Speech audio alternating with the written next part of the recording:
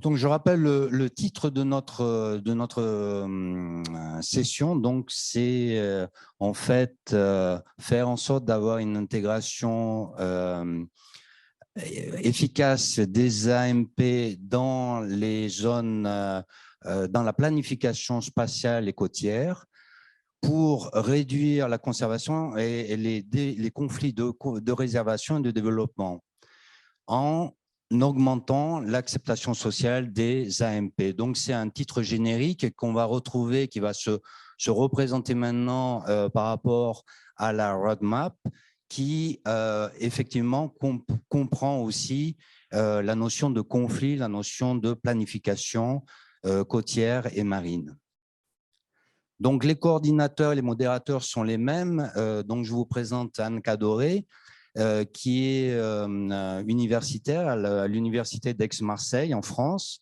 Donc, Laurence Urbès, moi-même qui est le gestionnaire de l'aire marine protégée de Zakynthos en Grèce, et le rapporteur qui est Suzanne Gallon de Medpan. Donc, on a ici des objectifs en fait qui sont, on a des contraintes, je dirais, dans nos discussions. C'est un peu, c'est la raison de ces sessions-là.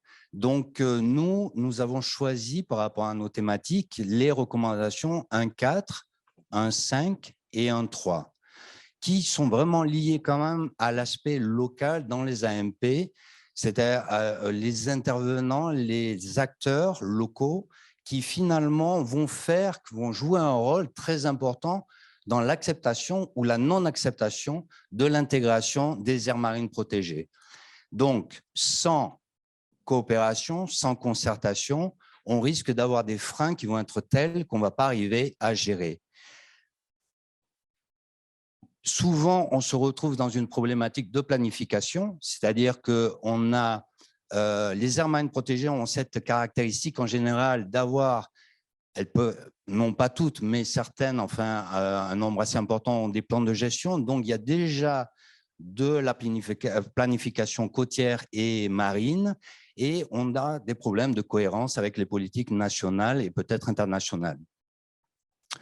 Ensuite, on doit donner aux moyens aux gestionnaires d'être en mesure d'appliquer des mesures qui vont participer à la conservation, qui vont participer aux objectifs de création de l'aire marine protégée, mais tout en étant intégrés au niveau local. Et enfin, on va aussi voir dans quelle mesure tout ce qui se fait au niveau local, donc on est dans une problématique de bottom-up approche, et donc on va faire tout ce qui peut se faire pour arriver à faire remonter l'information et être intégré à des niveaux qui sont non plus simplement le niveau local, mais le niveau régional et le niveau international. Alors, donc je prends la suite. Donc, merci à tous d'être là et en ligne. Donc, alors pourquoi parler d'intégration d'AMP? Donc, on a parlé d'un certain nombre d'enjeux ce matin et là, ont été rappelés quelques éléments. Et aussi parce que l'efficacité des AMP, eh bien, elle dépend de cette intégration. Une efficacité des AMP, c'est-à-dire que c'est la capacité des AMP à mener des actions de conservation qui vont être bénéfiques pour la restauration ou le maintien des écosystèmes et la capacité à perdurer dans le temps. Or, pour perdurer dans le temps, eh bien, il est nécessaire que les AMP et leurs actions soient comprises, mais surtout légitimées. Et légitimées par qui? Par les acteurs locaux, pas seulement, aussi par des acteurs institutionnels. Ce n'est pas toujours évident.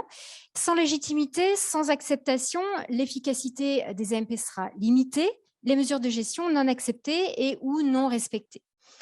Mais l'acceptation ne se décrète pas, elle se construit et elle n'est jamais définitivement acquise. Et on voit avec ce graphique qu'en fait, on a plusieurs niveaux d'acceptation. Avant d'arriver au soutien en fait, des communautés locales, eh bien, on peut passer par plusieurs étapes et même revenir à certaines. Donc, nous allons parler d'acceptation, de conflit, d'outils aussi qui vont permettre justement une meilleure acceptation et on va attendre aussi de vous une participation en deuxième partie de la session qui sera plus interactive. Donc là, j'en viens à parler du plan de la session avec peut-être donc l'autre, merci, ah oui, non, avant, une petite proposition d'interaction. Justement, vous allez utiliser votre téléphone portable ou votre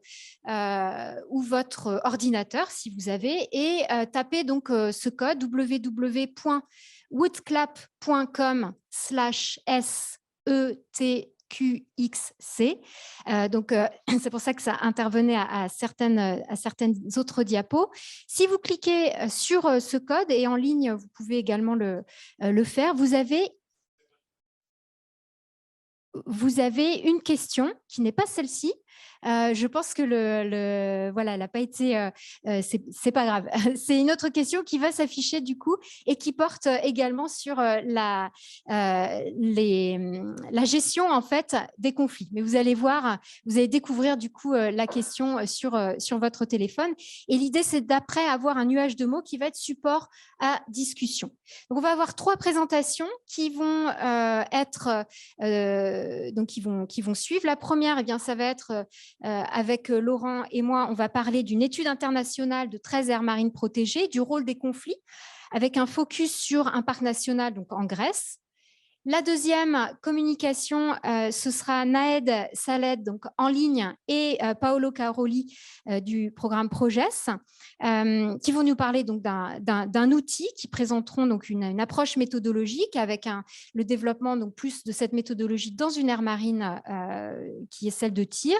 Et en troisième présentation, Mustapha Maraha, qui lui aussi donc également n'a pas pu venir et s'excuse, sera en ligne et qui nous parlera donc de la gouvernance d'une AMP au Maroc. Des questions-réponses donc s'en suivront avec la salle, le nuage de mots si on parvient à vous en faire part, et puis enfin donc on aura normalement une bonne trentaine de minutes voire plus pour discuter ensemble sur les objectifs de la roadmap et un résumé conclusif. Voilà pour le plan de la session. Alors, du coup, sans plus tarder, en fait, on va pouvoir commencer à la première présentation. Et donc, je garde le micro pour la présentation donc, qui est le Case Studies 1 et qui porte sur des aires marines protégées, donc qui sont l'objet de blocage d'un certain nombre de conflits qui sont explicites. Certains le sont un petit peu moins et ça vaut le coup parfois d'aller un petit peu plus dans le détail. Alors, ce n'est pas cette présentation-là. Ok, c'est pas grave, je vais quand même poursuivre, à moins que on commence par cette présentation-là.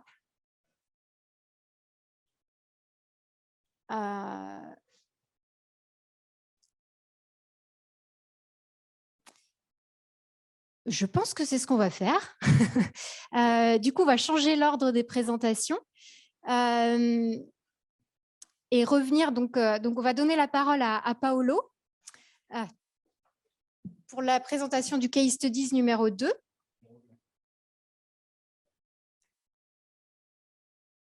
Excusez-nous pour ce petit contretemps technique.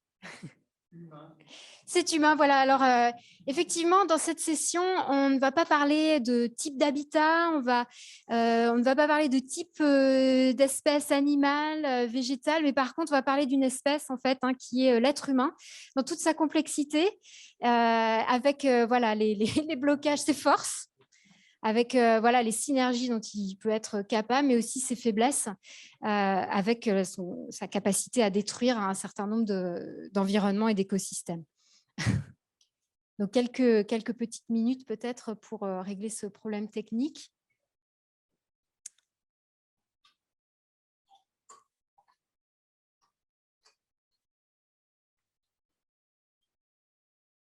Est-ce qu'on passe à la...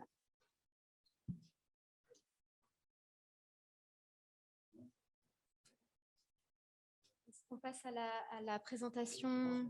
Oui, d'accord.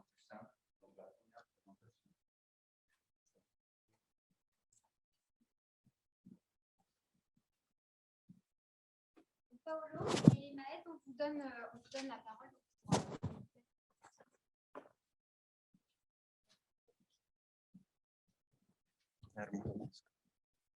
Okay, I'm ready. So thank you to the organizer to make this effort to organize this meeting, this event. We understand the limitation, the constraints, and the challenges. So I'm very happy to be here and to be a presenter so I can remove the mask. So yeah.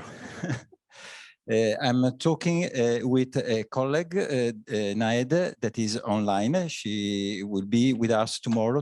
Today was not able to travel, and she will share the presentation with me. We are implementing a project that is supporting from the European Union. Is a project that is about networking of protected area, marine area, where we try to share methodology and tools, and we try to develop integrated intercoastal zone management in such a way that we look at the reality of the problems, and we share this understanding in a sort of evidence-based management with the involvement of stakeholders. The project is targeting 4 areas. One area in Italy, Golfo di Corigliano, the nice island in Tunisia, and then we have Lebanon, the Tyre Coastal Nature Reserve, and we have also a contribution from the Red Sea, the Gulf of Aqaba, that is adding diversity to our project. So the Mediterranean and sea context where we operate is an example of the complexity of the environment that we have in the Mediterranean area. So we have 4 coastal areas. We have 3 wetlands, 2 are Ramsar site. 3 areas has the complexity of dealing with fresh water and salt water. So there is also this challenge, and it's really important, this area, in terms of supporting biodiversity, in terms of migration of birds and sea turtle nesting site. All of our project area are facing several problems in terms of the interaction with the society, with the economy. So we are dealing with issue of population, issue of fishing, issue of dealing with development, human development and human activities. Our project is about how the biosphere, how the environment supports society, but support society in such a way that we don't destroy the asset, the natural assets. So in all our area, stakeholders, key decision maker are using resources, but how we make sure that we are operating in a sustainable way.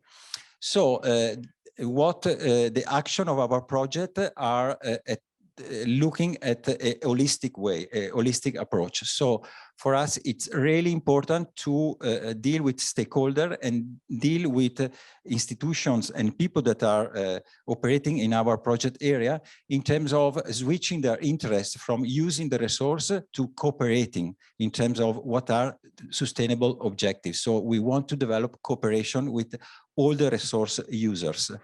And so for us, it's very important to develop understanding and to build a shared vision between a very diverse range of stakeholders. And this is the major challenge that we are facing across all our project area.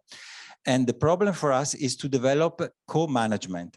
So all these stakeholders, all these resource users, they are not used to share resources, but they compete for resources. So this idea of co-management, it's very critical. So how do we achieve co-management capacity to be developed in our project area? And co-management, it's extremely important to introduce the concept of an effective management. So management doesn't happen in a void environment, but it's also part of the interaction with stakeholders and resource users. Our project is facing a very dynamic environment. So the environment never stays the same. So we have an issue in terms of how we bring in knowledge and understanding from different perspectives. So we are dealing with freshwater problem, we are dealing with marine problems, we are dealing with land-based problems. So we need an approach that is taking into account the different perspectives.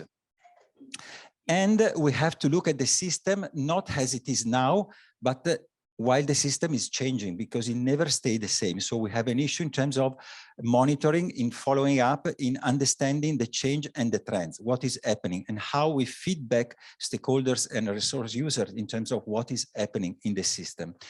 One of the challenges that we have is how the interaction between land and marine ecosystems. This is really a challenge in all marine protected area. And we try to develop our approach and our planning, looking at what is happening in the environment and on the natural resources. So another area that is extremely important from our project is about cooperation between marine protected areas that are from different countries. So we are trying to develop this cooperation in terms of how we can share understanding of the system, how we can share our experiences across countries. And we are focusing in developing a sort of forum about how we can sustain a collaboration. So basically our approach is about identify the context. So all stakeholders have to identify the same context. So we look at the context in this identification. So what is the environment around us and the challenges, how we can describe these analyses, and how we can transform these analyses in a qualitative analysis, and how this qualitative analysis can be filled with data and information. So how we can monitor this situation. Next slide is not working anymore. Okay, so basically we use analysis looking at the data, and we use this data analysis in order to have real-time, let's say, planning and management. So we feed our knowledge and our information into the system in order to get information and data that help decision maker and stakeholder to make an assessment and an evaluation in terms of what the current situation is in terms of the resources and the impact and all the problem that we have to manage. And basically by recognizing the system and how the different systems interact and how the different stakeholders are interacting together in the same environment. So how you are impacting the resources that I depend on. It's really important to have this collective balance of the different environmental, economic, and social objective. So we can share a common objective. So what we want to achieve.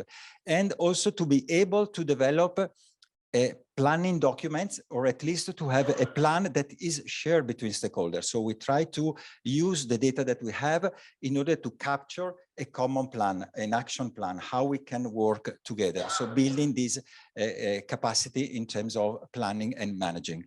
So I would like to pass now to introduce Naed, which is online, in order for her to provide you more information in terms of how this was applied in the 4 project area, and particularly on the Tyre Coastal Nature Reserve, where we are implementing our project. And before giving the floor to Naed, there is this presentation that is available outside for everybody that is more interested to go deeper in terms of what we are doing and the activity of our project. So the floor is for Naed now. Thank you, Paolo. Thank you for all for attending our session, and I appreciate giving me this opportunity to present online after I couldn't travel to attend in person. But here we are. Please, can you share? Okay, I cannot see the presentation. I see myself. So how can I see the presentation in order to follow you? Can you hear me? Yes. Okay, I cannot see the presentation. It's coming, it's coming. Okay, great. So what we are trying to do through this project is to apply the ecosystem-based management approach through a software that's the first to develop as a support in order to be able to integrate this management approach in reality with all the assets that we have, because ecosystem-based management approach is a holistic approach that integrates all the different aspects of a given protected area, and this is what we are trying to do through this project. We have 4 pilot areas. I still cannot see my presentation. I will follow on. Can you see it at your end? Yes, yes. Okay, I am seeing my on my screen the presentation. I'm at slide showing the Tirkos Nature Reserve example. So I'm not gonna go into details about the approach because Paulo already presented it. Through this project, we first made a thematic scoping for each pilot area. And with the stakeholders, we collected their information and data and their views about how they see their interaction with the nature resources provided by and services provided by the ecosystems of the reserve. And with experts, we also defined the indicators governing the interactions between different elements of each component of the ecosystems at the pilot area. And the later stages that are now ongoing are to collect primary data and even refer to secondary data in order to enter this software that would analyze all the information and show us, like in a overlapping layers that will allow us to highlight the red flags that need attention for the management, which is a great tool for integrated management. And this is now ongoing at the 4 pilot areas. Next slide, please, Paulo. At Tirkos Nature Reserve, at Corigliano Gulf, at the Kneis Islands, and at the Aqaba Gulf in the Red Sea. Now, I'm okay.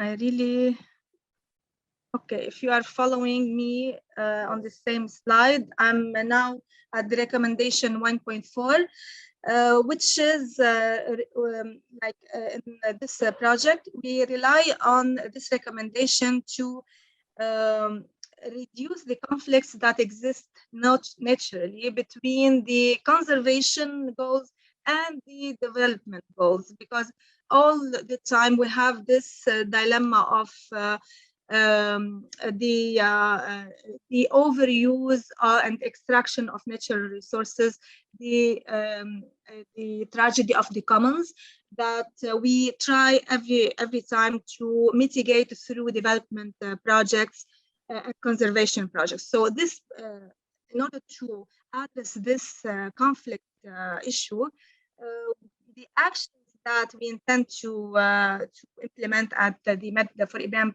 project is to create a knowledge platform to define with the stakeholders long-term goals that are shared amongst us, the 2 parties, the stakeholders and the conservation team, and to share tools and practices and experiences with them that makes it a little easier and practically applicable to them to co-manage these ecosystems. All right, now I can see my presentation. In order to manage them in a shared way and okay. And to integrate the social and ecological dimensions. Next slide. Perhaps Nahed, sorry to interrupt you. Perhaps Nahed, could you show us just an example of this recommendation and another example in the other recommendation, please? Thank you very much. Okay, thank you. Actually, we're intending to show you these examples during the discussion because, okay, I will come to one slide that shows what we have as a tool to implement that recommendation. But first, let me go through quickly through these slides. So what we are going to do is to make this platform as a forum. And this forum is going to be based in Italy as a shared platform between the MPAs, whether they were national at each of the 4 countries of the project or at the international scale. At the Mediterranean at least, and this will allow for a good flow of knowledge, experiences, practices, because they will be shared on this forum, and the focus will be on marine protected areas and the interaction between the marine ecosystems and the coastal ecosystems and their common issues. Next slide, please.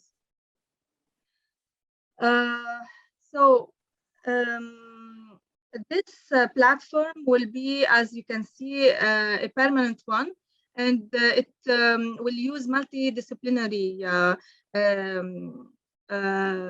background and approaches. That is, we integrate the science, the economical science, for development, the social one to interact with the stakeholders in a convergent goal, not divergent, and also the ecological aspect of the ecosystems that is our concern ultimately. And this one is gonna be a live platform, which means that it takes into consideration the changes in time and in the thematic issues. We take into consideration all the up-to-date data collected science, like climate change issues and new scientific tools. And this is one example that we are using at this project, which is the Project ISP software that uses a very technical tool in order to implement this EBM ICZM approach. And of course, this is gonna be a platform, an opportunity for training for the stakeholders and for whoever is interested and in need of certain capacity building. And it will target specifically MPAs and the areas surrounding them, adjacent to them, like the coastal zones. And it will focus on the ecosystem-based management sharing tools and methodologies for integrated management. It will also fill the gaps that are still existing in these two approaches, EBM and ICZM, because they are they are relatively recent approaches. Thank you very much, Nahed. So, thank you very much. It's really frustrating for us too, because we need to restrain. Yes. Thank you very I much. understand. But after we will have some question, I think, so you can develop. Thank you. Just take note of these websites for follow-up, and of course we will keep you updated once the platform, this forum, is gonna be created for any collaboration through it. Okay, thank you. Thank you very much, Paolo and Nahed. So, sorry, I will switch in French. I am more fluent. So, yeah. Donc, la présentation qu'on va vous faire avec Laurent porte davantage sur les conflits et sur une étude internationale, et puis après donc un focus avec le cas de la Grèce. Donc, le temps que le PowerPoint s'affiche, je peux d'ores et déjà commencer à présenter un petit peu l'idée du projet. Enfin, l'idée du projet, en tout cas, c'est donc un projet qui a été mené donc sur 13 aires marines protégées. La diapo suivante, voilà, merci. Donc, Calm Project, c'est une analyse comparative qui a été faite sur 13 aires marines protégées dans 5 continents différents, dans des contextes très différents, mais toujours avec des aires marines protégées qui connaissent des pressions anthropiques très fortes. Et on a un certain nombre de blocages, des conflits plus ou moins explicites qui vont freiner en fait la mise en place de mesures de gestion. Alors, on a, à partir d'entretiens, plus de 200 entretiens, de visites de terrain, etc., on a mené une étude avec la question centrale qui est le rôle du conflit. Quel est le rôle du conflit dans l'ancrage des aires marines protégées dans leurs contextes territoriaux? Et parmi nos résultats, la diapo d'avant, parmi nos résultats, en fait, ce dont on s'aperçoit déjà, c'est que les conflits, en fait, ils sont présents tout le temps, tout au long du cycle de vie, en fait, de l'aire marine protégée. Et alors même que parfois, certaines aires marines protégées ont été créées pour résoudre des conflits. TIR a été créé pour résoudre le conflit de l'extension urbaine au Brésil contre une station nucléaire. Et en fait, on va les retrouver au fur et à mesure, des conflits liés au statut, des conflits qui vont être liés à la délimitation, au zonage, par exemple à Porquerolles, avec l'extension du parc national sur le continent et à Porquerolles, qui en fait a soulevé des conflits qui ont ressurgi, des conflits du passé qui ont ressurgi et qui parfois n'avaient rien à voir avec l'environnement ou avec l'aire marine protégée, mais avec lequel il a fallu, en tout cas les gestionnaires ont dû gérer ces conflits-là et ça n'a pas été facile. Et en fait, on s'aperçoit que dans de nombreux cas, les opposants vont protester contre un statut, vont s'opposer contre l'absence parfois de mesures même, de gestion, ou contre les mesures qui sont mises en place. Mais en fait, ce n'est jamais contre la conservation. Et ça, c'est un point important ce dont on s'est aperçu, c'est qu'en fait, la protection de l'environnement rassemble. C'est contre la façon de penser, la façon dont on va conserver l'environnement qui fait conflit. Diapo suivante. On remarque également une diversité de conflits avec certains donc, qui sont au sein de l'AMP et puis d'autres qui sont à l'extérieur, mais qui vont avoir des répercussions plus ou moins directes sur l'aire marine protégée. Et il y a une vraie difficulté en fait à agir sur un conflit sans en considérer un autre. Par exemple, en Colombie, c'est très difficile de gérer les conflits liés à la pêche illégale sans prendre en considération la pollution et la fréquentation des conflits liés à la pollution, à la fréquentation touristique. Et les pêcheurs vont être sanctionnés parce qu'ils n'ont pas le droit de pêcher à l'intérieur de l'aire marine protégée et ils ne comprennent pas pourquoi l'AMP ne va pas sanctionner les pollutions. Elle ne peut pas, en fait, elle n'en a pas la compétence puisque ces conflits-là doivent être gérés en fait à l'extérieur de l'aire marine protégée. Il s'ensuit en fait un sentiment d'injustice, de méfiance, et ce qui est manifeste, c'est qu'on s'aperçoit que les conflits, eh bien, ils ont des effets très négatifs en termes de perte de confiance entre les acteurs, perte de crédibilité dans les actions, de soutien à l'AMP. Et comment est-ce qu'on peut soutenir une AMP si on n'a pas confiance en elle ? Il ressort de nos travaux, en fait, diapo suivante, le fait que on a des éléments récurrents qui ne sont pas attachés à un seul conflit, mais qui vont alimenter le sentiment de dépossession, le sentiment d'effort différencié, le sentiment de marginalisation et qui ne sont pas forcément très visibles. C'est pour ça qu'il y a la représentation sous forme d'un iceberg. Il y a des choses qu'on peut voir qui ressortent assez facilement de conflits, mais il y en a d'autres qu'on ne voit pas très bien. Et c'est cela, en fait, qui pose aussi parfois le plus de problèmes. Et finalement, les conflits les plus bloquants, ils en font partie, mais il y a aussi les conflits sur lesquels les AMP n'ont pas ou peu de prise, c'est-à-dire, ou pas de compétences, c'est-à-dire les conflits interinstitutionnels, ce que développera tout à l'heure, donc plus précisément, Laurent.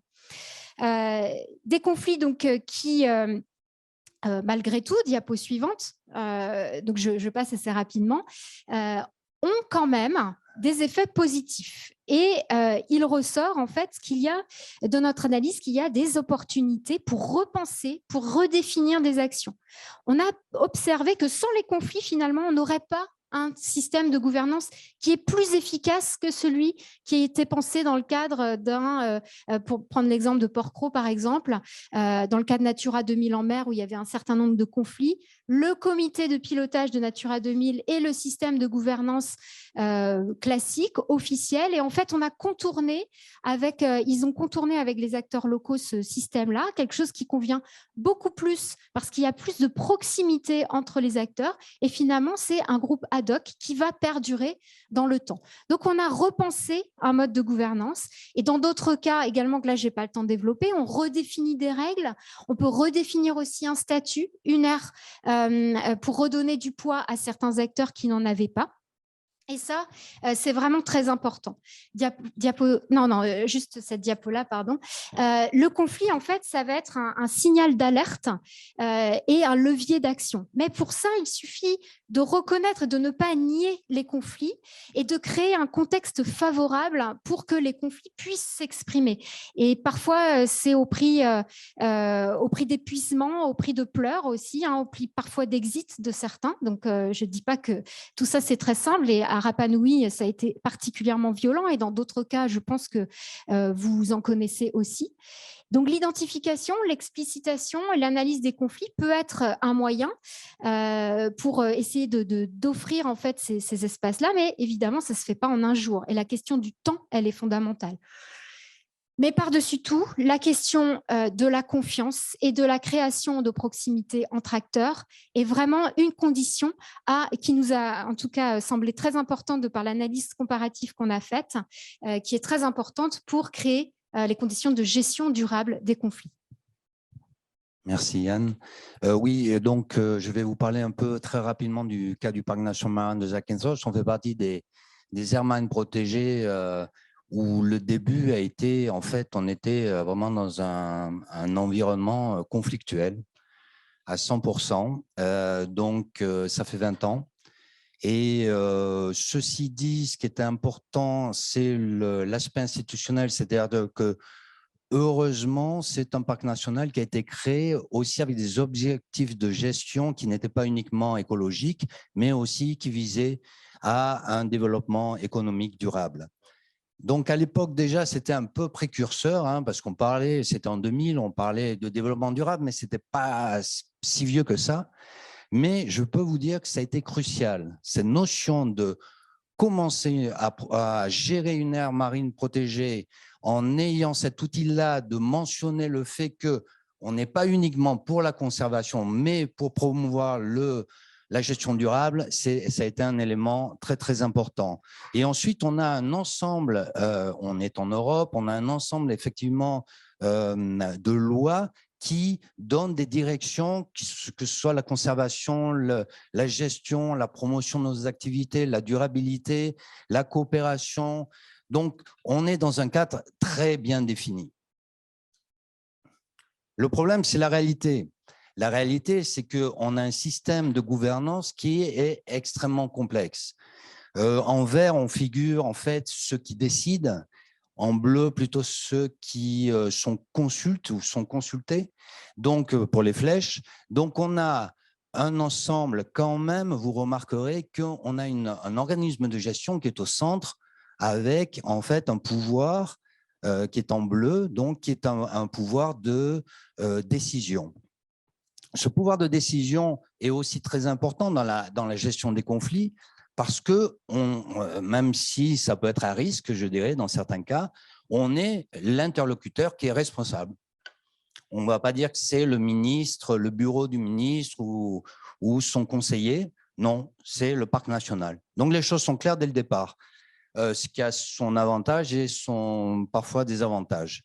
Ensuite, c'est le nombre d'intervenants qui en fait se réfère à toutes les parties prenantes. Quand on est dans une aire marine protégée avec une zone de plage, avec une zone donc exploitée à des fins touristiques, avec aussi l'arrière-pays qui est en fait protégé au même titre que la zone côtière, vous comprenez qu'on touche à tous les domaines d'activité et on peut générer toutes sortes de conflits. Donc ça, c'était jusqu'en 2021, jusqu'à aujourd'hui. Ce qu'on est en train de reconsidérer, et je pense qu'on on a besoin de le présenter, c'est-à-dire qu'actuellement, il y a une loi depuis 2020 qui prévoit qu'on revoit tout, on reconsidère tout. Et donc, d'un modèle où l'autorité de gestion donc, était sur place, on se retrouve avec une autorité de gestion qui est centralisée.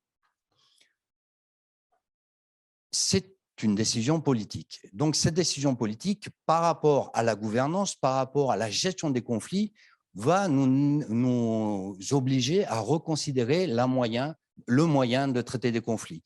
Quand on avait un maire qui était membre du conseil d'administration, qui pouvait prendre une décision donc au sein du conseil d'administration, ce maire de commune ne va plus avoir ce droit de vote.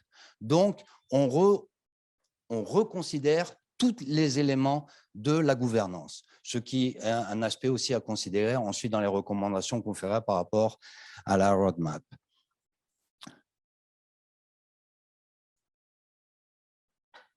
Je voudrais juste citer quand même un exemple, ou peut-être deux rapidement, de conflits qui peuvent être, dès la base, dès le début du fonctionnement d'une aire marine protégée, peuvent presque mener à l'échec total.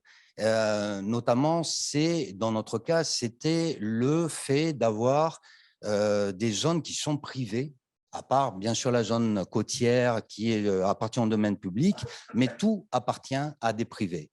Donc, on s'est retrouvé avec un parc national qui a dû finalement concerter, qui a dû impliquer les gens un peu, je dirais, avec la pression quand même d'avoir des résultats assez immédiats parce que l'aire où l'aire marine protégée a été créée, en fait, avait une possibilité de développement touristique très, très importante. Donc, on a été, si vous voulez, un frein au développement, a priori, et ce qu'on a essayé, donc, de par la concertation, de par des réunions, de par des chartes, de par des certifications, on a réussi à impliquer ces gens-là qui se sentaient, en fait, spoliés, et dans notre dynamique de conservation, mais aussi de promouvoir le développement durable. Donc, on va passer, on va passer aux recommandations par rapport à nos expériences, donc des aires marines protégées qui ont été mentionnées avant et aussi du parc national. C'est-à-dire que, d'abord, je dirais ne pas oublier qu'on a affaire, on est une aire marine protégée, donc on a des objectifs de conservation. Donc, même quand on commence à discuter, pas négocier, mais en tout cas à expliquer, on ne doit jamais perdre les objectifs de conservation. Parce qu'après, on se retrouve dans une logique, c'est éviter le conflit à tout prix, ce qui, malheureusement, n'est pas possible.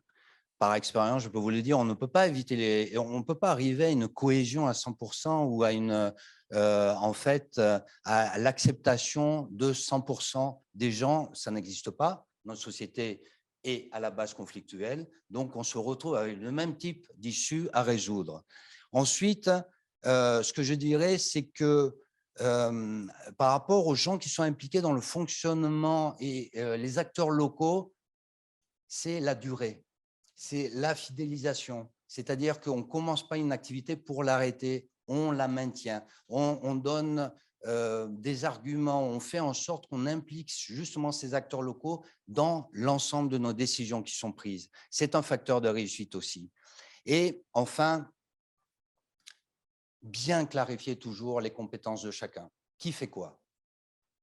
Il y a le gestionnaire, il y a le professionnel, il y a le chef de police, il y a les autorités maritimes, les gardes-côtes, qui fait quoi? Et à ce moment-là, effectivement, on peut arriver à collaborer, on peut arriver à avoir des résultats qui vont dans le sens du développement durable et de la conservation. Pour les indicateurs, on va juste, en fait, on a énormément d'indicateurs qui peuvent donner en fait une idée de ces recommandations de la feuille de route. Donc, on a la possibilité d'avoir des pourcentages en fait on peut quantifier la coopération, on peut quantifier le temps aussi qu'on passe à coopérer, à faire passer une meilleure connaissance des objectifs de conservation, des résultats, de l'évaluation, de la planification. Tout ça peut être quantifié et ça doit être quantifié. Ça doit être quantifié parce que ces indicateurs-là vont nous permettre de savoir si on avance ou si on progresse ou pas. Je suis désolée, je vais devoir interrompre mon propre non, mais on y collègue. va. Donc, on va ensuite aborder, on va passer à la troisième présentation. C'est ça, merci Laurent, je suis désolée. Merci beaucoup pour, je me congratule moi-même en fait finalement là. Nous allons donner la parole à Moustapha Maraha qui est en ligne. Est-ce que Moustapha, vous nous entendez du comité UICN Maroc? Oui, je vous entends. Merci, merci pour votre présence. On vous regrette évidemment ici, mais on est ravis et on a le plaisir de vous entendre, peut-être de vous voir et de voir votre présentation qui va bientôt s'afficher. Et donc, vous allez nous parler d'une aire marine protégée et de sa gouvernance avec un système participatif qui a été mis en place et dans lequel vous avez été impliqué. Je vous donne la parole. Can you see the presentation? No, not yet. Est-ce que vous la voyez à présent? En tout cas, nous, ce qu'on voit, c'est le titre de votre présentation. Et oui. si vous nous dites quel diapo passer, on pourra le faire pour vous. OK. Donc, pour commencer par la première diapo et puis on y va. Très bien, merci beaucoup. Donc, la première diapo avec la carte qui présente l'aire marine protégée dont vous allez nous parler. OK. C'est à vous. Donc, thank you. I switch on in English. Donc, thank you. First of all, many thanks for the organization, the organizer and their partners for the organization of this third edition of the Forum of the Marine Protected Area in Mediterranean. I would like to share with you a feedback experience and some ideas on the governance, integration, and institutional aspects of the marine protected areas in Morocco, and particularly on the marine protected area of Jebel Moussa. I would like to build my approach by trying to learn from the field realities and base it on the new strategies being implemented. As you see, the MPA of Jebel Moussa has a strong historical base, but a project still in its preliminary phase. So I have to be quick because I have short time. So the MPA has been identified as a site in 1996, located on the strait, the Strait of Gibraltar between two big cities and a large port of Tangier Med, with 2 provinces and 3 rural communities, an area of 50 square kilometers. The marine part is about 45 square kilometers. It has an exceptional biodiversity, and it has an international statute of the conservation, like as a biosphere reserve, a part of biosphere reserve in 2006, and as a Ramsar site in 2019. It has a management plan which has been elaborated in 2006 and revised in 2019. But unfortunately, the MPA does not have a specific budget, neither staff nor structure. Another slide, please. In fact, it's you have the presentation online, so we can see your owner slides. Okay. So what is the issue, the challenges and the direction between the MPA and the social systems? The area is very populated despite the low agricultural potential because of its strategic position near Europe. The area is a precarious area that has been remained isolated from its regional dynamics. The area is coveted by an archaic urbanization with a tribal population with high horizontal mobility in its historical duration. The governance and the integration of the MPA, we can say that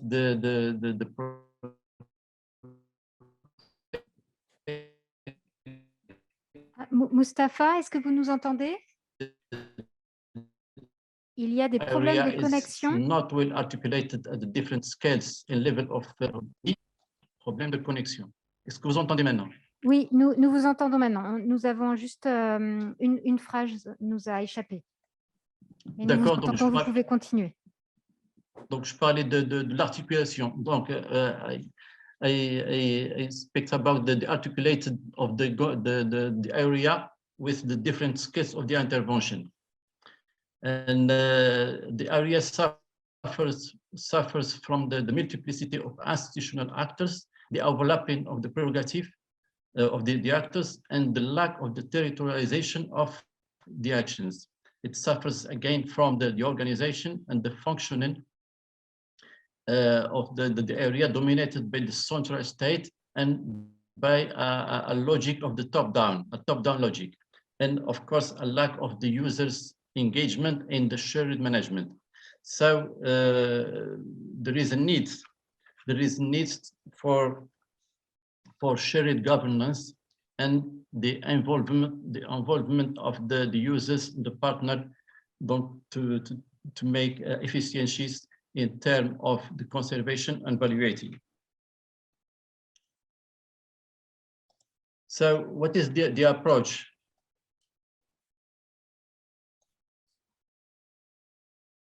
What is the approach? The approach adopted is the governance and integration based on the territoriality and on the territoriality instead of the linearity and the sectoriality which has always dominated the public policy actions. The first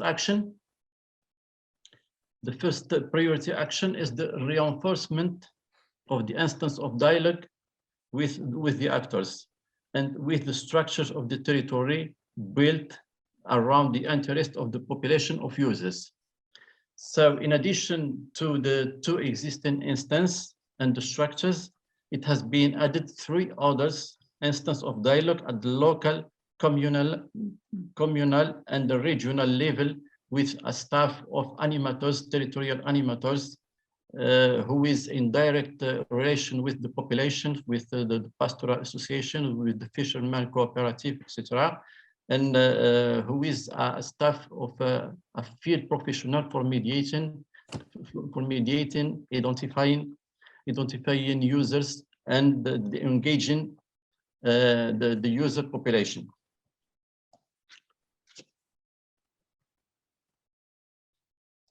So the second action is the reinvention and the restructuration of the participatory approach.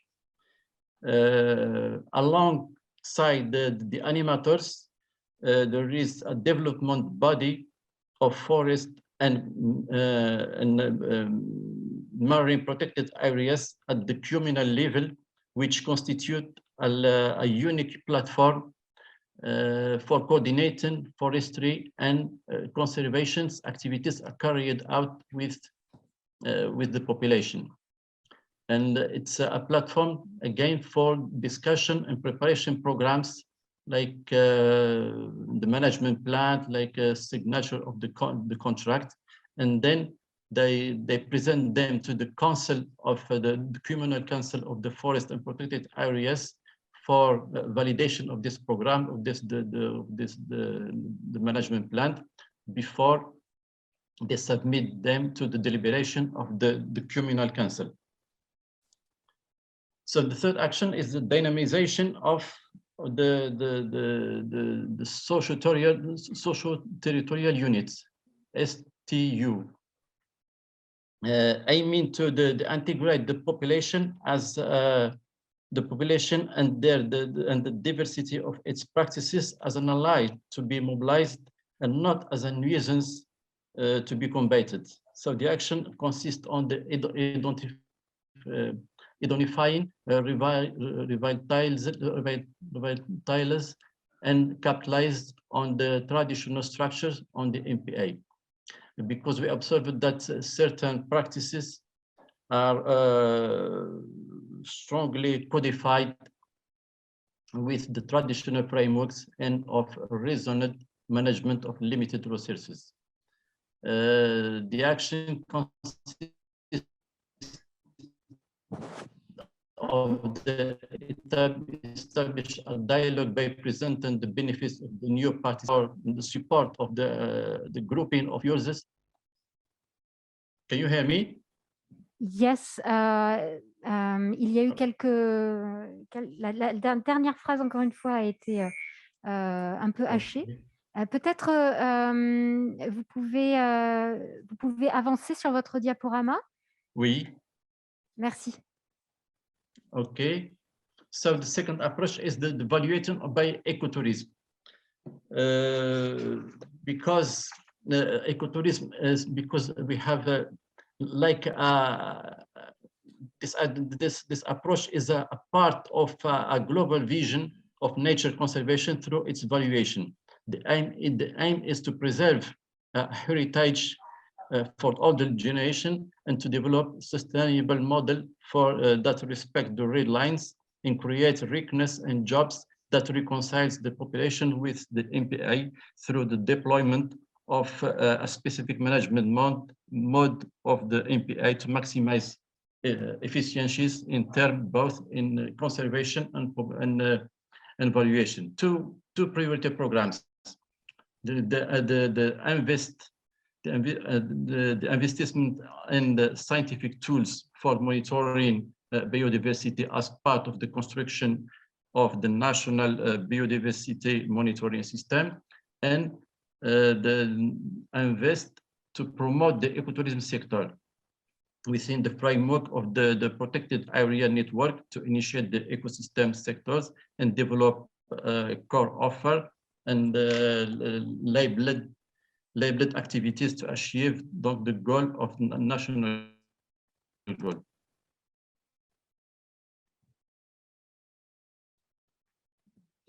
Il vous reste une dernière minute. Action is the contribution. Mustafa, il vous reste une dernière minute. Okay. So the MPI will play a role in the creating a strong political vision at the communal level for the sustainable development, and the investing in the MPI is an obligation if we want to contribute to the national objectives of the 1 million of tourism. Investing in creation, investing in creation of the reception infrastructure, investing in marketing, and investing in development of attractiveness. But what is important is the creation, the development, and the management of ecotourism activities are framed by strict standards with defined methods of achievement that respect the territories and allow international recognition.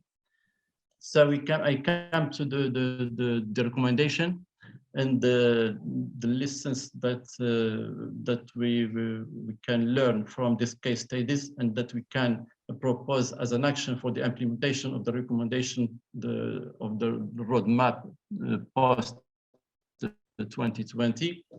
Related to the recommendation 1.3, there is 3 actions: reinvention and restructuring of the participatory approach in the countries, especially in the countries of south of the Mediterranean, reinforcement of the instance of dialogue with the actors and structures of the territory, and sharing successful example with the framework of the MPA.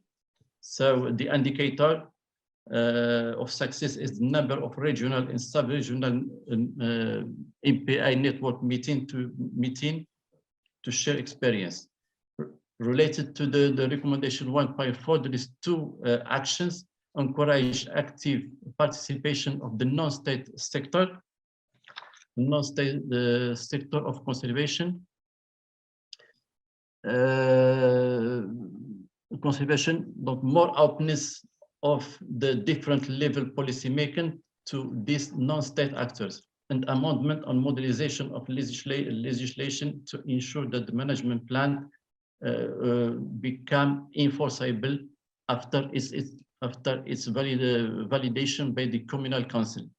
So of course there is the partnership with like the national and regional government, private sector, MPA, Medfund, etc. And indicator of the success is the number of MPAs that its management plan become enforceable. So merci Moustapha. Peut-être que pour la dernière recommandation, on aura l'occasion de l'évoquer avec les questions et les expériences qui vont apparaître et qui vont émerger dans la discussion. Okay, donc you can see it on the screen. Yes. Thank you very much. Merci beaucoup Moustapha. Merci à vous. Donc, nous avons eu des mots-clés qui sont apparus, hein, capitalisation, réinvention, adaptation, résilience, coopération et bien d'autres. Je laisse Laurent prendre la suite pour la phase de questions. Oui, comme on est un peu au niveau du temps, on a peu de temps, je dirais. Peut-être une question par rapport aux présentations qui ont été faites, mais je pense qu'on devrait privilégier aussi les recommandations un peu de chacun, l'avis sur ces recommandations-là de la feuille de route. Donc, s'il y a une question? Non. Donc, on va passer directement à la partie, en fait, recommandations. Donc, on va revoir une par une ces recommandations-là. Et donc, que ce soit des gens dans la salle ou online, posez, en fait, faites des suggestions par rapport à… Ça peut être par rapport à des idées, à enrichir cette recommandation, à la faire aussi, à faire en sorte qu'elle soit peut-être plus claire, qu'elle soit plus dirigée, tout en ayant à l'esprit que ce qu'on cherche dans ces recommandations 1.3, 1.4, 1.5, c'est au niveau du local, comment on peut avoir un rôle qui va être déterminant pour arriver à mettre en œuvre nos objectifs aussi de conservation. Donc, si on reprend la première recommandation, la recommandation qui est en fait liée à la planification et aussi au conflit, nous vous écoutons donc par rapport à des suggestions. Si vous voulez bien vous présenter aussi très rapidement et aussi être concis dans vos suggestions. Merci. I have two. So Joachim Claudet, National Center for Scientific Research in France, senior researcher and president of the scientific committee of Medfund. I have two comments on the issue. The first one is on conflicts. I think we saw a lot of good examples of either MPA aimed at solving conflicts or MPAs creating conflicts. I think there is a third option upon which MPA could be seen, is that MPAs can be implemented to avoid future conflicts. Conflicts that would arise if we don't do nothing, if we let the resource decline. Probably the small conflicts that arise when an MPA is implemented are nothing compared to what would happen if we don't act now. This was the first comment. And the second, when we talk about MPAs and trade-offs, here and elsewhere, we very often oppose MPAs or conservation through MPAs to sustainable development. And this is the case in many instances. But I think this is wrong because sustainable development, there are three pillars. One is development, economic development, economic opportunities. The other one is social equity. And the other one is good environmental state conservation. So conservation is part of sustainable development. It is not either conservation or development. So basically, MPAs are a tool for sustainable development, and there is no trade-off between conservation or sustainable development. There won't be any sustainable development without conservation. Merci beaucoup. Alors justement, par rapport à cette question liée à l'anticipation des conflits par les aires marines protégées, est-ce que vous avez des expériences en tant que gestionnaire ou en tant que personne impliquée dans la gestion d'une aire marine protégée, des expériences sur comment fait-on pour anticiper les conflits? Bonjour, oui, Renaud Dupuis-Lagranrive, je suis gestionnaire d'une aire marine protégée dans le sud de la France, qui est un site Natura 2000 depuis déjà assez longtemps. Je voulais vous remercier parce que c'était super intéressant. Moi, j'ai retenu 3 mots, le temps, la confiance, la proximité. Pour avoir du temps, de la confiance et de la proximité, s'il n'y a pas d'équipe, s'il n'y a pas un staff, s'il n'y a pas un directeur, s'il n'y a pas une équipe, s'il n'y a pas des financements, s'il n'y a pas un gestionnaire, ben, ça ne marche pas. S'il n'y a pas d'argent, ça ne marche pas. Les seuls exemples, les success stories, on les connaît un petit peu, c'est tous ces exemples-là, c'est toujours quand il y a eu ce personnel, cette gestion effective avec du staff. Et plus que ça, je dirais plus loin, je dirais que c'est aussi des équipes qui durent. Parce que pour avoir de la confiance, ce n'est pas en 2 ans ou en 3 ans. Si vous êtes directeur d'un parc et vous restez 3 ans, ben vous pouvez toujours courir pour avoir de la confiance. Ça ne marche pas, ça. Et ça, je le dis parce que je connais assez bien aussi l'ensemble des pays méditerranéens pour avoir visité beaucoup et travaillé dans beaucoup d'aires marines protégées. Ben, je peux vous dire que ce n'est pas toujours le cas quand même. Hein. Il y a beaucoup de turnover dans les équipes, chez les directeurs en particulier, et c'est beaucoup plus difficile. Donc, quelque part, je ne sais pas comment on pourrait rajouter ça dans les recommandations, mais ça fait le lien avec la nécessité d'avoir des équipes de gestion, pas seulement au niveau des directions, bien évidemment, mais pour avoir des liens avec les pêcheurs professionnels. Les pêcheurs professionnels, si on ne va pas les voir régulièrement sur son site. Alors, c'est plus facile sur des petites aires marines protégées. Je suis une petite aire marine protégée, à mon humble niveau. Je sais que c'est plus compliqué sur des grands territoires, mais sur des petits territoires, c'est impératif. Oui, je pense par rapport à ta question que la recommandation 1.5, effectivement, on va tout à fait dans ce sens, mais on peut préciser sur le long terme aussi. Donc, merci beaucoup pour ce commentaire. Je passe la parole à une autre personne. Merci de vous présenter. D'accord. Donc, je suis Sana Taktak de la Tunisie. Donc, nous sommes l'association de la continuité des générations qui est co-gestionnaire de l'aire marine protégée CNES et de CNES. Donc, juste pour partager une petite expérience qui concerne un peu la gestion des conflits et comment prendre en considération ce point de conflit. Je crois que le dialogue, la communication, l'information et la méthode aussi de communication avec la communauté locale est un point très important. Parce que dans tout ça, quand on veut parler de la protection de l'aire marine protégée, sa cogestion, la préservation de la biodiversité, les petits pêcheurs, la communauté locale se demandent quel est notre rôle, quel est notre avantage, où sommes-nous dans cet espace de cogestion d'aire marine protégée. Donc, et là, par exemple, dans notre petite expérience, il y a eu beaucoup de conflits, il y a beaucoup de discussions, de communication. On commence à se connaître sur terrain. Et dans le cadre de la convention Medefin d'Apal et ACG, donc notre association, nous avons pris en compte les besoins de cette communauté et leurs demandes. Parce que là, je crois, sur le deuxième point, on écrit s'adapter aux besoins de la communauté ou de la région. Donc, il faut aussi les besoins des pêcheurs, les besoins de ces femmes. Et il y a eu, par exemple, une distribution de NAS, une distribution de filets et des petites choses comme ça. Et le dialogue a commencé à s'améliorer. Donc, c'est un point très important, je trouve. Merci beaucoup. Et je rappelle qu'aussi en ligne, hein, donc si on a des questions, il faudra nous en faire part. Justement, Nahed demande la parole, peut-être en lien avec… et je vous passe la parole après. Merci. Nahed, Oui, j'ai une suggestion. Actually, I'm gonna speak in English. It's easier for me. So, in response to your question, Actually, we followed with the IUCN a training on the participatory approach and how to conserve any species in a participatory approach with the stakeholders.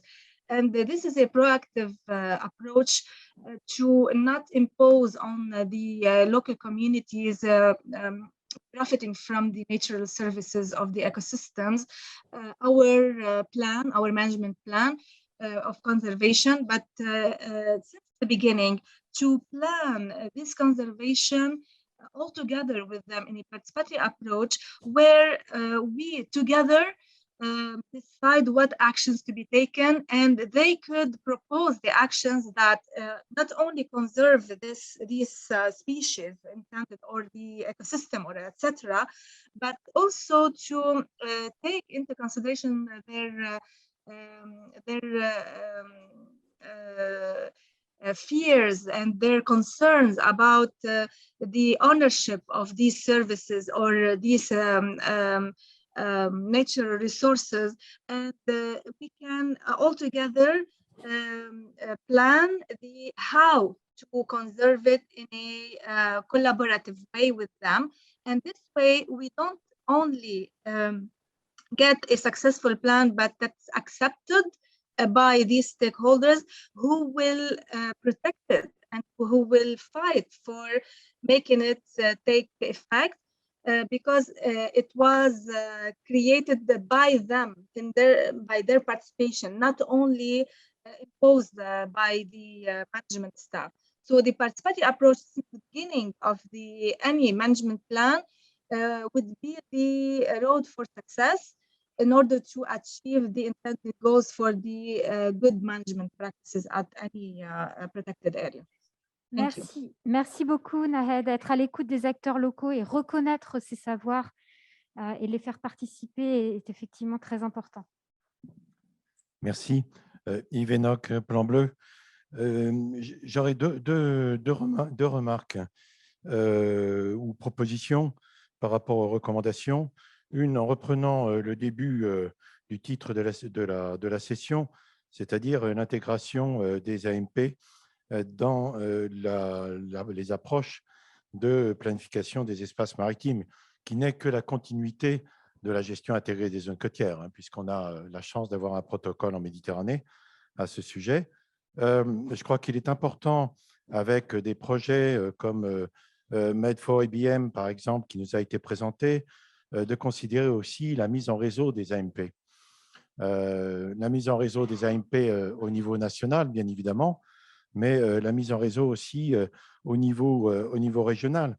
Et je pense que créer des communautés d'acteurs au-delà d'une seule AMP, avec ses problématiques qui lui sont bien sûr propres, est fondamentale et peut aider beaucoup cette mise en réseau par rapport à des objectifs communs que peuvent partager des acteurs à partir des limites administratives sur un territoire donné, et concernant plusieurs aires marines protégées, sachant que, on l'a vu et on l'a dit ce matin, on a souvent des superpositions d'AMP.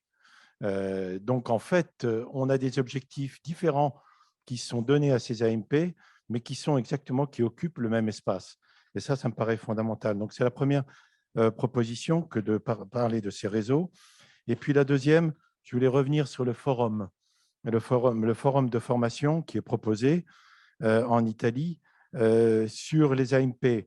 Il se trouve que j'étais à la session sur les OICM juste avant, et il me semblerait intéressant justement pour ouvrir au secteur d'activité et pas simplement, je dirais, à la protection, au monde de la protection de la biodiversité, mais également au secteur d'activité maritime, d'inclure une formation qui concernerait aussi les OICM, c'est-à-dire les autres mesures de gestion à côté des AMP.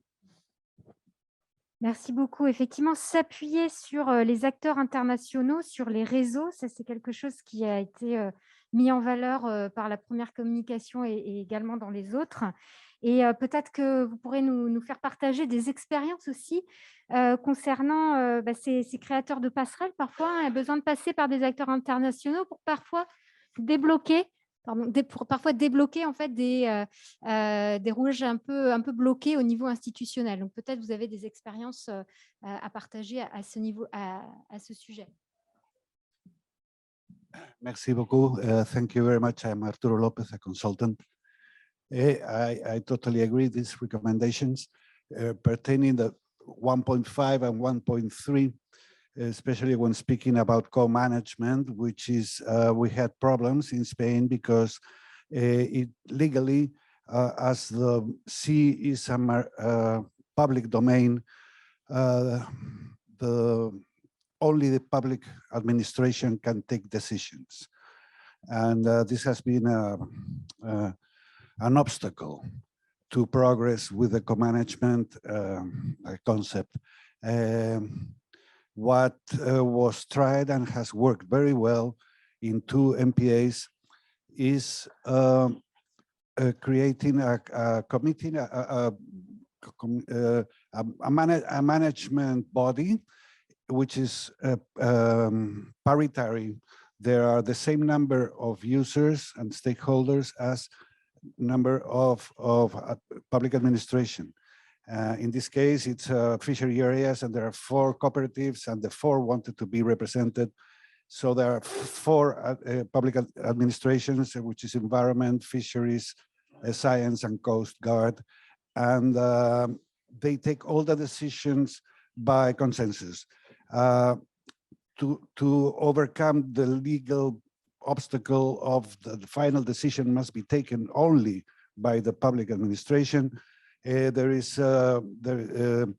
in case of draw, I mean that there are 4 votes, the president of the body, which is the fisheries representative, which is who calls the meeting, has a vote of quality.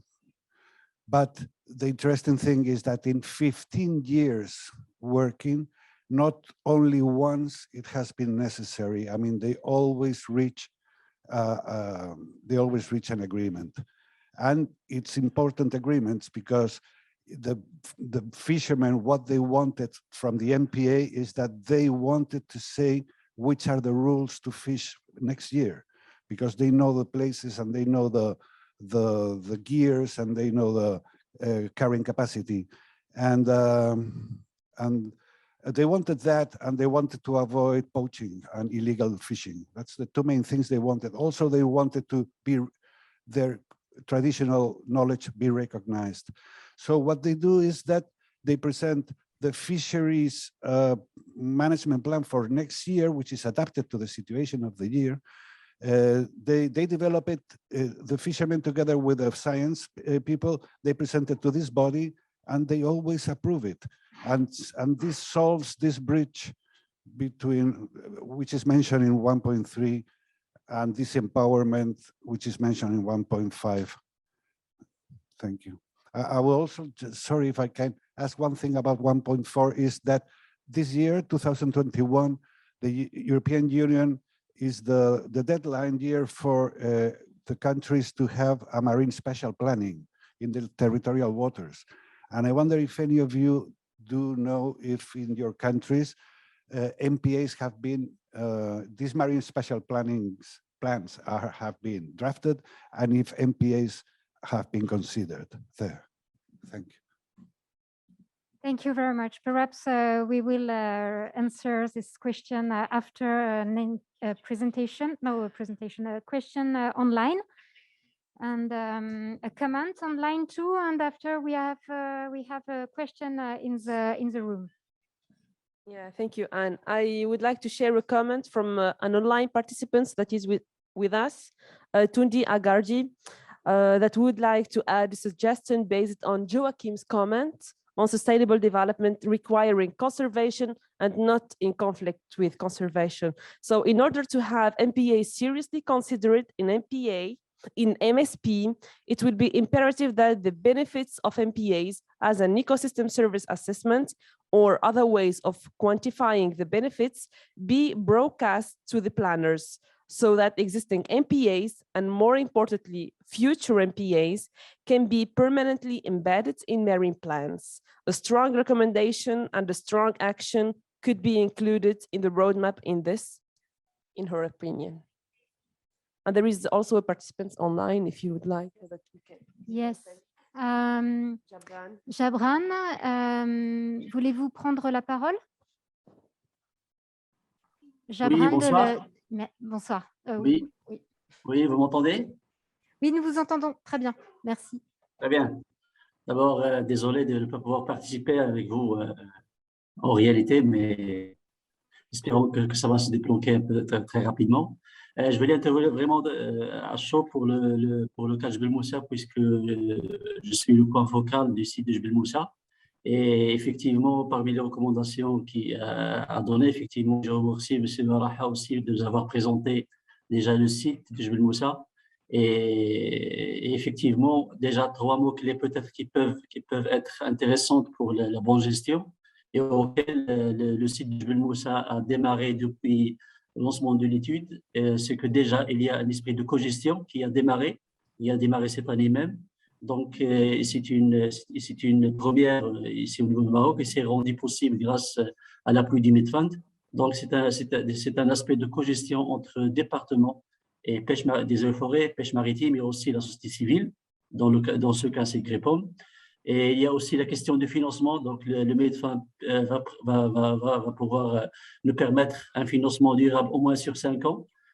Pour le budget de soutien un minimum possible. Et donc, ça c'est rendu possible à travers cette convention. Et aussi, le site de Jebel Moussa a démarré depuis 2018 les études préliminaires, un plan de gestion qui est déjà prêt avec un business plan. Et je crois que ça c'est aussi important pour la question du financement. Donc, je crois, pour moi, 3 mots-clés, financement et co-gestion avec les partenaires. Et puis, une bonne gouvernance efficace, c'est des mots-clés auxquels le Jebel Moussa a vraiment démarré, c'était pas très loin, mais je crois qu'il est sur le bon chemin pour répondre effectivement à ce qu'a dit Sima Maraha. Sa présentation était très intéressante. Je crois le site, il a commencé dans ce processus, j'espère va avoir ce résultat. Merci. Merci beaucoup. Alors, comme il nous reste peu de temps, une dernière question malheureusement, mais nous avons les échanges informels. Thank you for this opportunity. My name is Marco Falcetta. I am the technical coordinator of the Med4ABM project. In this session, we have been looking that there are many conflicts. So we are discussing conflict resolution. Of course, conflict comes between a stakeholders and another stakeholders because of the interaction of the reality they're interested in. By definition, a stakeholders cares about its stakes, so it's very sectoral. So for effectively handling conflict, in our experience, is a good approach to let all stakeholders understanding that there is an overall framework beyond their sectoral interest, and by this recognize that either we are everyone against everyone, or we have to balance our different interests with the trade-off. So if I would have to summarize what I'm trying to say in the text for a resolution, I would say work on developing and disseminating a solution for effective multi-sectoral analysis and active multi-stakeholder involvement. Oui, merci beaucoup. Donc, on va arriver à la conclusion, en fait. Hein. C'est-à-dire que, oui, vous pouvez revenir sur les mots là, qui sont cités, parce que je crois que c'est quand même assez intéressant, parce que finalement, je dirais que sur les recommandations, les 3, elles sont pertinentes, hein, parce que dans les cas d'études ou dans vos suggestions, on revient un peu toujours à le même motif, c'est que c'est une condition sine qua non, en fait, de résoudre ou de prévenir les conflits avec dans les aires marines protégées, parce qu'on en perd à la fin aussi le fil de nos actions. Plus on a de conflits, et plus peut-être on s'intéresse à moins de choses auxquelles on devrait s'intéresser. Donc, on a besoin de prévenir plutôt que de guérir, et on a besoin aussi de communiquer, de se concerter. La notion de temps aussi mentionnée, à mon avis, est très importante dans le temps. On vit pas sur le court terme. Quand on parle de planification, quand on parle de développement durable, on parle sur le moyen et long terme. Donc, la représentation qui est faite des gens qui sont en charge et eux aussi des acteurs locaux, ça doit se faire sur du moyen et long terme. Je vais laisser la parole à oui, alors là, Anne. Intervenir, Madame Anne. Ah, oui, qui est c'est Mustapha, peut-être? Online? Intervenir. Oui. Nous ne vous entendons pas bien. C'est Mustapha? Oui, online. D'accord, merci. Vous m'entendez? Oui, allez-y. Oui, vous m'entendez? Juste un petit commentaire par rapport aux recommandations. Ce qu'il faudrait peut-être ajouter, c'est que c'est la face positive de ces conflits. La face positive de ces conflits parce qu'ils permettent de participer pleinement à la régulation collective en connectant et en faisant dialoguer les protagonistes et en déterminant dans une large mesure les règles de gestion à suivre. Bien sûr, les conflits et la campagne, vous l'avez dit, l'avis des AMP depuis la phase préliminaire d'institutionnalisation jusqu'à la phase d'autonomisation, mais il y a aussi cet aspect positif des conflits qu'il faudrait peut-être intégrer au niveau des recommandations. Je ne vais pas m'étaler sur un certain nombre d'exemples que je peux... Alors, malheureusement, vous avez été coupé, mais nous avons effectivement compris et ce sera noté votre commentaire sera précisé dans les recommandations à donner. Je suis désolée, Mustapha, vous avez été coupé. Mais vous avez donc réagi sur la continuité de l'action.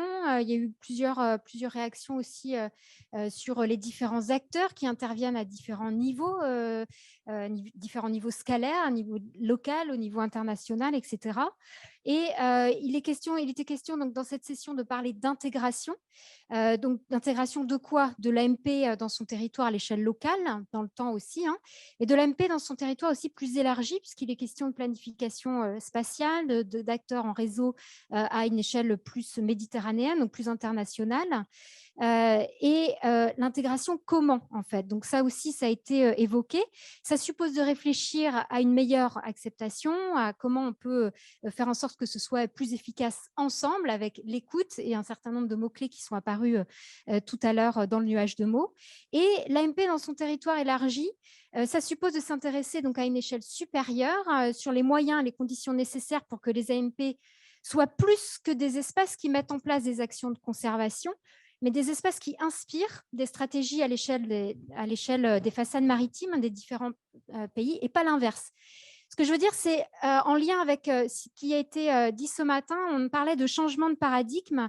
Peut-être que pour atteindre l'objectif des 30%, il ne s'agit pas d'une simple prise en compte de ce que font les AMP par des politiques publiques plus globales, du transport, de la pêche, du tourisme, mais peut-être de renverser le processus et de faire de la conservation de la biodiversité du climat un pilier plus fort, à mon avis, qu'il ne l'est actuellement, pour construire ces politiques de transport, pour construire ces politiques d'énergie en mer et les stratégies touristiques. Et là, on aura un vrai renversement et peut-être un autre paradigme. Et là, évidemment, on a tous les enjeux de l'intégration avec cette cohérence des politiques publiques et aussi, je parlais tout à l'heure des forces et des faiblesses qui sont l'humain, capable de détruire, capable d'égoïsme, mais capable aussi de construire un certain nombre de choses, de tirer parti des conflits au prix parfois donc, de fatigue, d'épuisement de personnel et d'épuisement personnel aussi. Et du coup, je voudrais saluer à la fois les communautés locales, tous ceux qui sont investis pour les aires marines protégées, mais aussi pour tous les gestionnaires qui font un travail vraiment formidable. Donc, merci à eux. Merci aux intervenants, merci aux organisateurs de ce forum, aux participants, aux rapporteurs, aux traducteurs. Merci beaucoup, parce qu'on parle très vite en anglais comme en français. Et merci à l'équipe technique.